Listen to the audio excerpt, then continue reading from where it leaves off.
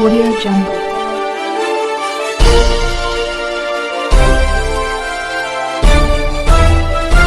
Audio Jungle. अभी आप देख रहे हैं कंचन न्यूज। इसे लाइक, शेयर, सब्सक्राइब करना ना भूलें ताकि न्यूज का नोटिफिकेशन सबसे पहले आपके पास पहुंचे। अब चलिए खबरें विस्तार से। मेरा सवाल है कि प्रधानमंत्री जी 14 में और 19 में 2014 में और 2019 में जब चुनाव आता है 5 साल के बाद, तो बिहार आते हैं और बिहार आके बोलते हैं कि जो चीनी मिलें बंद है। तो अगले चुनाव में जब मैं बिहार आऊंगा तो उस चीनी मिल के चीनी से चाय पीऊंगा। किस दिन चाय पिएंगे, दिन बताए। सोमवार को पिएंगे कि रविवार को पिएंगे कि बुधवार को पिएंगे। कौन से जिले की जो चीनी मिल चालू करवा दी है नरेंद्र मोदी जी ने, उस चीनी मिल का चाय पिएंगे। हम लोग को भी उसका न्योता दिया जाए। तो ये मैं मीडिया के माध्यम से ये प्रश्न प्रधानमंत्री जी से पूछना चाहती हूँ।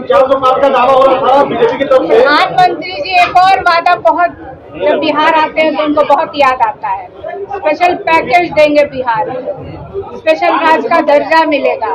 कब मिलेगा, साल बताएंगे, तारीख बताएंगे, समय बताएंगे क्या प्रधानमंत्री? रामकृपाल जी कह रहे हैं कि हमारे एक भी विधायक नहीं है, यानी बीजेपी और एनडीए के मिला के पाटलिपुत्र में एक भी उनके विधायक नहीं। क्या इस बात का उनको गिलानी है या नहीं? अब ये तो रामकृपाल जी बताएंगे कि उनके विधायक क्यों नहीं है। और जितने भी 40 लोकसभा के जो प्रत्याशी हैं एनडीए गठबंधन के, क्या वो अपने चेहरे पे चुनाव लड़ रहे हैं? वो तो नरेंद्र मोदी के चेहरे पे चुनाव लड़ रहे हैं। तो देखा जाए तो एक तरह से सांसद भी नहीं है। 40 में से 39 सीटों में तो वहाँ सांसद भी नहीं है, क्योंकि वो तो अपने चेहरे पे चुनाव लड़ते नहीं है लोग, चाहे वो 14 का चुनाव हो चाहे वो 19 का चुनाव हो। लेकिन 2024 का चुनाव जनता ने भाजपा की, नरेंद्र मोदी की और एनडीए गठबंधन की विदाई इस वक्त तय रखा। मैं कोई हवा में बातें नहीं कर रही हूँ, मैं धरातल पे रह करके जनता के बीच जा करके उनसे सुन करके समझ करके तब मैं ये बातें मीडिया के सामने रख रही हूँ। रामकृपाल जी को 2 बार मौका मिला, सांसद महोदय को 2 बार मौका मिला। उनसे आपके माध्यम से मैं प्रश्न पूछना चाहती हूँ कि पाटलिपुत्र संसदीय क्षेत्र के लिए उन्होंने कौन से डेवलपमेंट के काम कराए? अपने निधि से, अपने तौर पे उन्होंने क्या किया? कौन सा डेवलपमेंट? क्या कोई यूनिवर्सिटी उन्होंने खुलवा दिया है? क्या कोई फैक्ट्री लगवा दी है? चिराग पासवान ने कहा है आपके परिवार के पार्टी का नाम बदलकर रामकृपाल जी ने परिवार पार्टी रख दिया। राष्ट्रीय परिवार पार्टी नाम दिया है, क्या कहेंगे? तो ये नरेंद्र मोदी से पूछना चाहिए कि जमुई में दामाद के लिए वोट मांगे, परिवार नहीं याद आया। नवादा में बेटा के लिए वोट मांगे, परिवार नहीं याद आया। गया में मांझी जी के लिए वोट मांगे, परिवार नहीं याद आया। अभी समस्तीपुर भी जाएंगे, वोट मांगेंगे, वो याद नहीं आ रहा है उनको कि वो परिवार है। आखिर ये लोग किस परिवार के सदस्य हैं? चिराग जी के लिए वोट मांगने जाएंगे नरेंद्र मोदी जी, वो किस परिवार के हैं? उनके पिताजी कौन हैं? सम्राट चौधरी जी, अभी विधानसभा का भी चुनाव होगा। सम्राट चौधरी के लिए नरेंद्र मोदी जी नहीं आएंगे क्या? रामकृपाल जी वोट मांगने नहीं जाएंगे तो किसके लिए मांगने जाएंगे? सम्राट चौधरी की जगह कहेंगे कि आरजेडी उम्मीदवार को जिता दीजिए क्योंकि ये परिवार वाला है। क्या कहेंगे? मैडम, बीजेपी ने कोई भी नेता प्रधानमंत्री के लिए अपमानजनक विवादित टिप्पणी की है। नहीं, रिपीट करिए क्वेश्चन, मैंने सुना नहीं। मुकेश सहनी ने प्रधानमंत्री के लिए विवादित टिप्पणी की है। आपने भी कहा था कि प्रधानमंत्री को जेल में देगा। बिल्कुल, मैंने प्रधानमंत्री की कई बातों को मैंने दोहराया था। मैंने डायरेक्ट प्रधानमंत्री से मेरा कोई व्यक्तिगत कोई दुश्मनी नहीं है। मैंने कहा था कि जो प्रधानमंत्री जी आज विपक्ष के नेताओं को देश भर में ईडी, सीबीआई, इनकम टैक्स या उनके ऊपर किसी तरह का आरोप लगा के उनकी जांच होती है, तो मैंने तो सिर्फ एक छोटा सा प्रश्न उठाया था, तो इतनी मिर्ची क्यों लग गई उन लोगों को? मैंने तो ये कहा था कि सुप्रीम कोर्ट ने इलेक्टोरल बॉन्ड पे कहा कि ये सब असंवैधानिक है।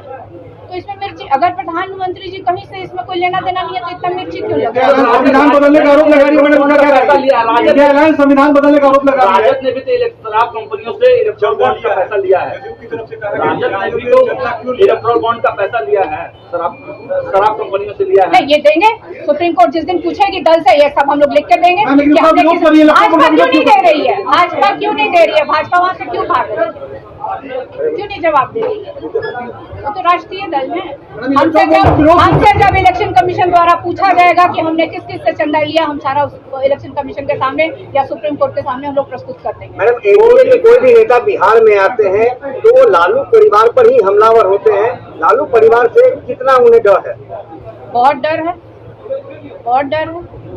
और सुनिए ना, ये देश का चुनाव है, प्रधानमंत्री जी जरा भी नहीं सोचते हैं ये देश का चुनाव हो रहा है, लालू परिवार का चुनाव नहीं है, ये भारत का चुनाव है और ये मुद्दों का चुनाव होना चाहिए। और यहाँ पे प्रधानमंत्री के पास कोई मुद्दा नहीं है। क्या वो बेरोजगारी पे बोल रहे हैं?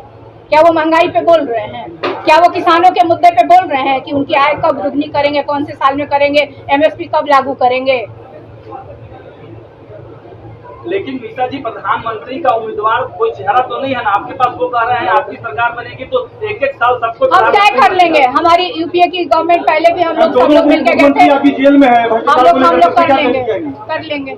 यही तो मैंने कहा था कि हमारी भी सरकार होगी, जितने तरह का आरोप लग रहा है हम लोग भी जांच कराएंगे, फिर सब लोग संविधान बदलने की बात कही जा रही है मैम। मैं नहीं कह रही हूँ, ये भाजपा के नेता के वीडियो वायरल हो रहे हैं, ये हम नहीं कह रहे हैं, ये भाजपा के नेताओं का ही वीडियो वायरल हो रहा है और वो कह रहे हैं कि उनको 400 पार चाहिए क्योंकि वो संविधान में संशोधन करना। कांग्रेस के राज में भी 400 पार हुआ था, लेकिन संविधान को नहीं बदला गया, तो ये आरोप क्यों लगाया जा रहा है?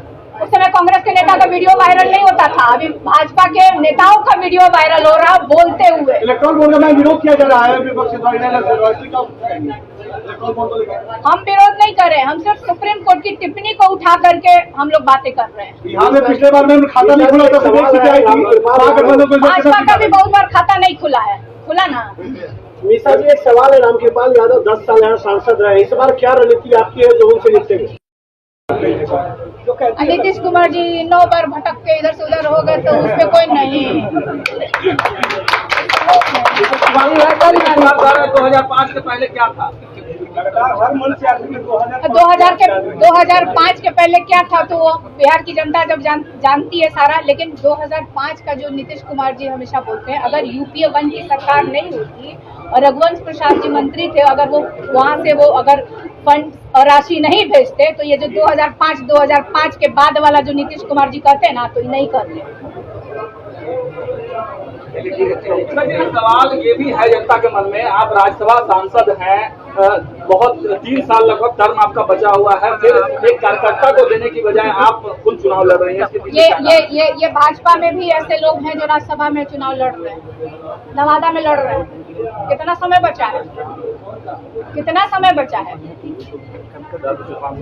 5 साल बचा हुआ, तो मेरा तो 3 साल बचा हुआ है।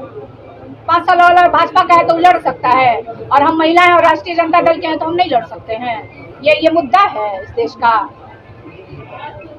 और पूछिए,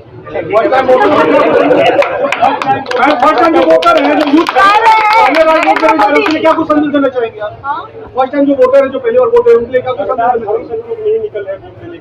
देखिए, जो फर्स्ट टाइम वोटर है उससे मैं यही अपील करूंगी कि वो अपना वोट का प्रयोग जरूर करें, जिसको भी दे।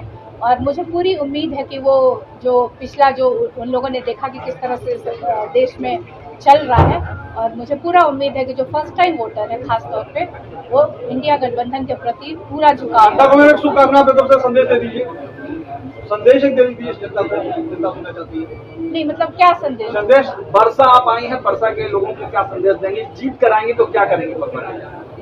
नहीं, परसा के लोगों को, मैं परसा में हूँ अभी यहाँ पे, तो परसा के लिए एक अपनी अलग समस्या है। बहुत जगह मैं गई तो वहाँ पे एक जो रेलवे ट्रैक, वहाँ पे सड़क की बात कर रहे थे, वहाँ जल जमाव बहुत होता है। अभी मैं इतवारपुर में थी तो वहाँ पे उन लोगों ने पूछा। बहुत सारी ऐसी चीजें हैं जो लोकल इश्यूज हैं। और बहुत जल्द मैंने कहा कि मैं पाटलिपुत्र क्षेत्र के स्पेशली, क्योंकि 6 विधानसभा वहाँ आता है और हर एक विधानसभा की अपनी समस्या है अलग अलग। जैसे विक्रम जाती हूँ तो वहाँ ट्रॉमा सेंटर का है, डाकला का है, लाइब्रेरी का इशू है, तो ये सब चीजें। तो बहुत जल्दी एक छोटा सा एक मैनिफेस्टो में अपने पाटलिपुत्र क्षेत्र की आप सबके सामने लेकर के आऊंगी और उसकी चर्चा करूंगी। धन्यवाद। न्यू अपडेट के लिए देखते रहिए कंचन न्यूज।